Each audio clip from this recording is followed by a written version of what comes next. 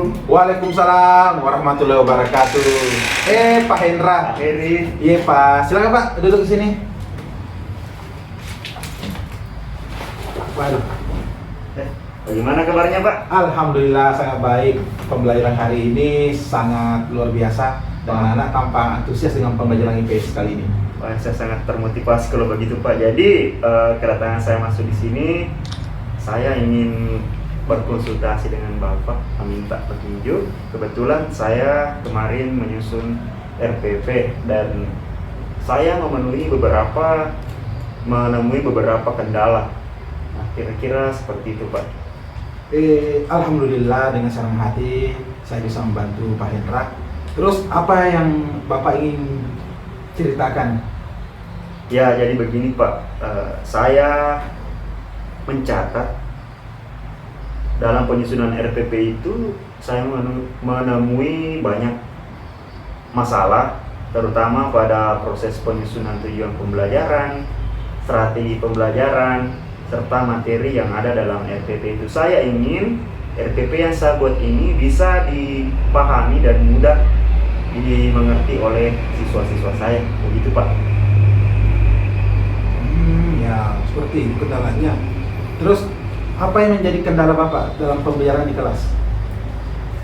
Untuk kendalanya ada beberapa Pak yang saya temui, terutama pada strategi pembelajaran yang saya terapkan serta tujuan pembelajarannya juga itu masih ada beberapa masalah di situ. Jadi saya ingin berkonsultasi tentang itu Pak.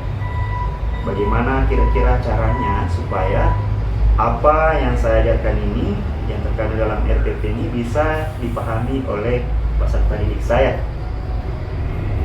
Tindakan apa yang selama ini Bapak lakukan dalam pembelajaran untuk mencapai tujuannya? Kalau tindakan Pak, saya kira banyak. Setelah mengajar, biasanya saya memberikan refleksi diri melalui jurnal, mengobrol dengan siswa, dan kemudian yang biasa sering saya lakukan, menanyakan kesan dan pesan apa yang diperoleh oleh siswa, bagaimana saya mengajar.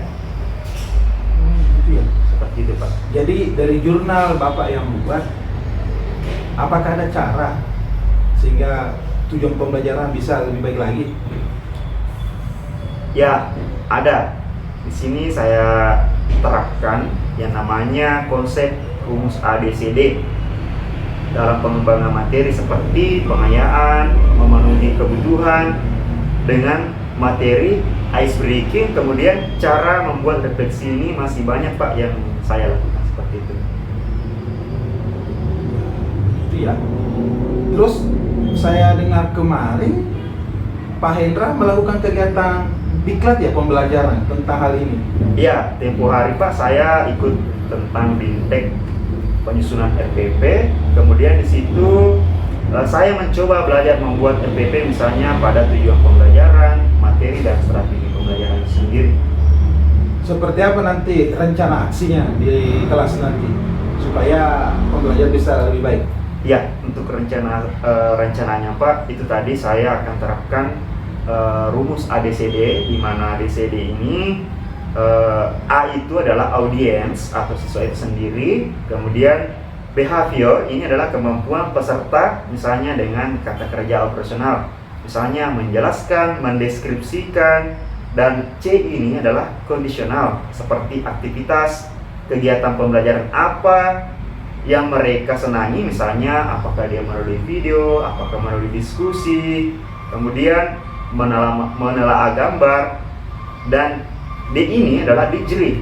Digri ini adalah derajat atau tingkatan materi yang harus disampaikan kepada siswa sebagai pengembangan materi.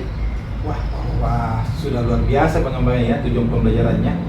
Yang menjadi kedepannya nanti, wah, saya lihat ini ada kita buat tadi, saya dengar tadi ada kita buat semacam jurnal yang dihubungkan dengan tujuan pembelajaran. Nah, Ya.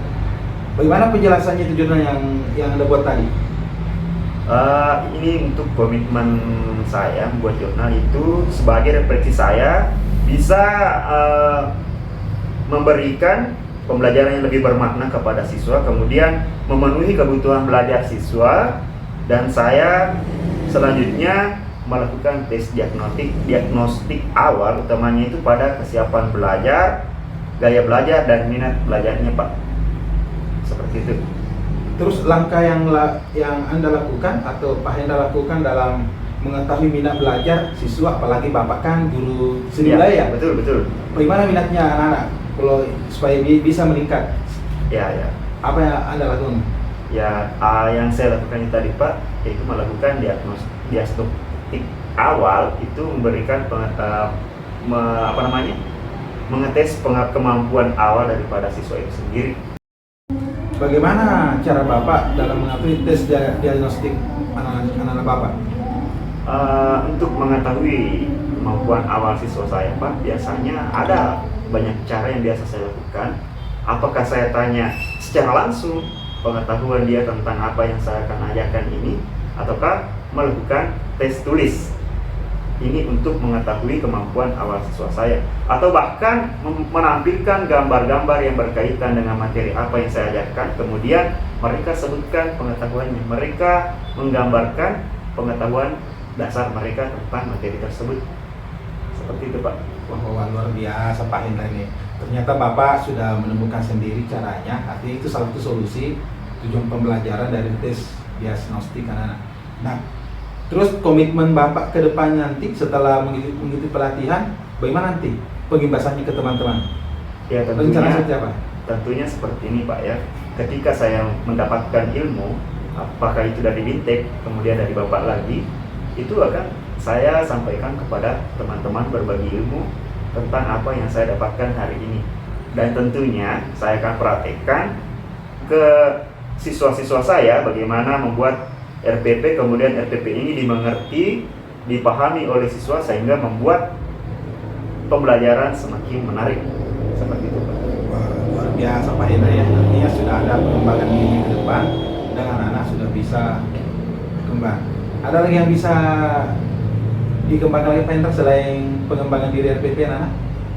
Saya kira untuk penyusunan RPP ini, kalau sudah mantap, saya akan selanjutnya tindakan saya bagaimana supaya pengelolaan kelas ini lebih bermakna lagi. Ya, tentunya kalau ada Bintek saya pasti ikut, dan kemudian saya akan selalu bertanya kepada teman-teman yang memiliki wawasan tentang hal tersebut. Seperti itu, Pak. Sama seperti Pak Hir. Jadi sebelumnya model pembelajaran sudah ada ya? Sudah ada, Pak. Seperti apa model pembelajaran yang yang Bapak kembangkan nanti di kelas? Kalau model pembelajaran, Pak, itu banyak ya. Tetapi yang paling sering saya gunakan karena mata pelajaran saya adalah mata pelajaran seni, di mana mata pelajaran seni ini tentunya banyak melihat gambar. Jadi biasanya saya pakai picture to picture. Jadi anak-anak ini ketika saya tampilkan gambar, mereka senangi karena mereka melihat bentuk visual asli daripada apa yang saya sampaikan. Jadi ketika saya menyampaikan materi melalui gambar, anak-anak sudah paham. Seperti itu, Pak. Wah, luar biasa komitmen Bapak Pak Hendra kali ini. Mudah-mudahan berhasil Pak ya, komitmen di kelas dan bisa dikembangkan pada anak dan pembelajaran hasilnya makin menarik sehingga tertarik belajar IPS. Iya, Oke, Pak Hendra. Oke, Pak, jadi saya sangat berterima kasih kepada Bapak, dan tentunya saya akan datang lagi kalau misalnya saya membutuhkan bantuan dari Bapak, karena kita sebagai sesama guru mungkin seharusnya berbagi ya, Pak, ya. Iya, betul sekali Pak Hendra. Oke, terima kasih Pak Hendra atas diskusinya hari ini, luar biasa Pak Hendra. Saya yang berterima kasih, Pak, terima kasih atas ilmu yang diberikan. Semoga kita sebagai guru mencerdaskan anak bangsa.